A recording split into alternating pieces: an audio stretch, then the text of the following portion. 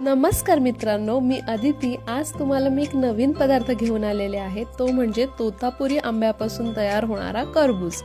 चटपटीत असं तोतापुरी आंब्याचा करबूज करण्यासाठी हे साहित्य आहे। तर मी इथे वापरणार आहे एक तोतापुरी आंबा। हा आंबा तुम्ही बाजारातून अर्धा किलोला 2 असे तोतापुरी आंबे येतात, 30 रुपयाप्रमाणे मिळतील। त्याच्यानंतर इथे पांढरा कांदा घेतलेला आहे, पांढरा कांदा, त्याच्यानंतर सुरी घेतलेली आहे, त्याच्यानंतर साखर घेतलेला आहे, मीठ आहे, मसाला आहे आणि तेल वापरायचं आहे। तर पहिला आंबा जो आहे तो आपल्याला साफ करून घ्यायचा आहे, म्हणजे आंब्याचं जे साल आहे ते आपल्याला काढून घ्यायचं आहे। एखाद दिवशी जेवायला जर आपल्याकडे फक्त डाळ भात असेल तर त्याच्यासोबत काय खायचं, तर तुम्ही एक दिवस तोतापुरी आंब्याचा करबूज करून बघा, खूप छान लागतो। म्हणजे डाळ भात आणि करबूजचं जे कॉम्बिनेशन आहे ना ते खूपच सुंदर लागतं। इथे मी सगळा आंबा जो आहे तो सोलून घेणार आहे, साल काढून घेणार आहे।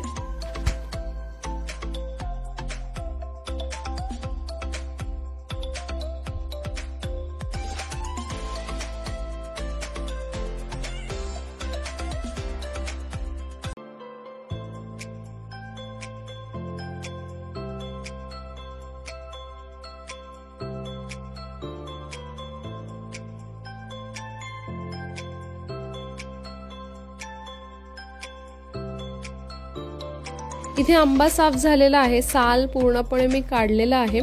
आता ह्याचे आपल्याला बारीक काप करायचे आहेत, छोटे छोटे काप करायचे आहेत। आणि करबूज जो आहे तो एकतर तुम्ही किसून पण करू शकता किंवा एकतर तुम्ही काप पण करू शकता। मी तुम्हाला काप करून दाखवणार आहे, किसून नाही दाखवणार आहे। तर इथे मी छोटे छोटे तुकडे करणार आहे आंब्याचे। तर तोतापुरी आंबा जो आहे ना त्याचं साल जे आहे ते इतर आंब्यांच्या सालापेक्षा ना थोडंसं गोडसर असतं। म्हणजे बाकीच्या आंब्यांचे साल जे असतात ते थोडे कडवट असतात, पण तोतापुरी आंब्यांचं साल असतं ते कडवट नसतं।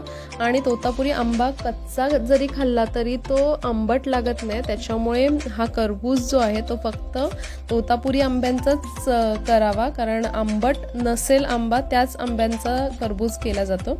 आणि तोतापुरी आंब्यांचा आपण मोरंबा जो आहे मोरंबा पण करतो। हे बघा, हे छोटे छोटे काप असे आपल्याला करायचे आहेत, जसं आपण कांदा कापतो किंवा टोमॅटो कापतो तशाच प्रकारे आपल्याला आंब्याचे पण काप करायचे आहेत।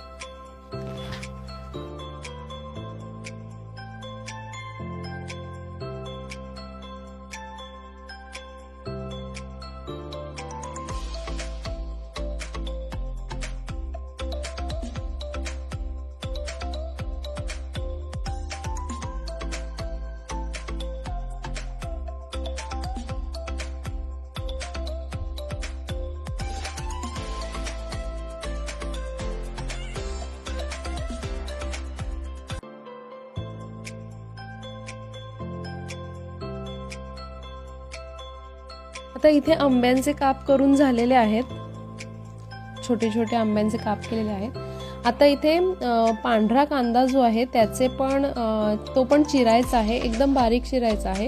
इथे पांढरा कांदा का घेतलेला आहे, कारण पांढरा कांदा पण थोडासा गोडसर लागतो। टरबूजला आम्ही पांढराच कांदा वापरतो आणि खूप मस्त टेस्ट येते पांढऱ्या कांद्याची।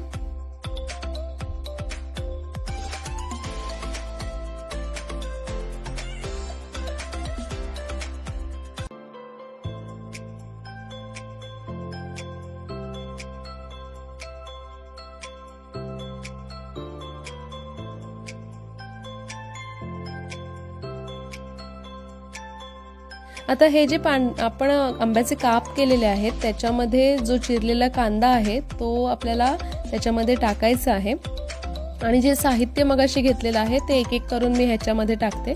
पहिलं म्हणजे मसाला टाकायचा आहे, मसाला पण पाव चमचा मसाला घेतलेला आहे, जास्त मसाला टाकायचा नाहीये, तिखट होईल नाही तर। त्याच्यानंतर मीठ टाकायचं आहे, त्याच्यानंतर आणि साखर घ्यायची आहे। तुम्ही साखर पण टाकू शकता किंवा गूळ पण टाकू शकता, मी इथे साखर टाकणार आहे, गूळचा पण वापर करू शकता तुम्ही। त्याच्यानंतर 1 चमचा तेल टाकायचं आहे। आपल्या घरात जे जेवण शिजवताना जे आपण सनफ्लॉवर ऑइल काय वापरतो तेल घ्यायचं आहे। तर हे सगळं साहित्य जे आहे घेतलेलं ते आपल्याला मिक्स करायचं आहे। चमच्याने मिक्स न करता स्पेशली हातानेच मिक्स करा, कारण हाताने मिक्स केल्यामुळे तो जो कांदा आहे, साखर आहे, ते चुरगळलं जाईल आणि त्याचं पाणी सुटेल आणि त्याचं जे पाणी सुटतं ना तेच इतकं सुंदर लागतं, टेस्ट त्याची खूप सुंदर लागते। तर असं एकदम जोर लावून मिक्स करा।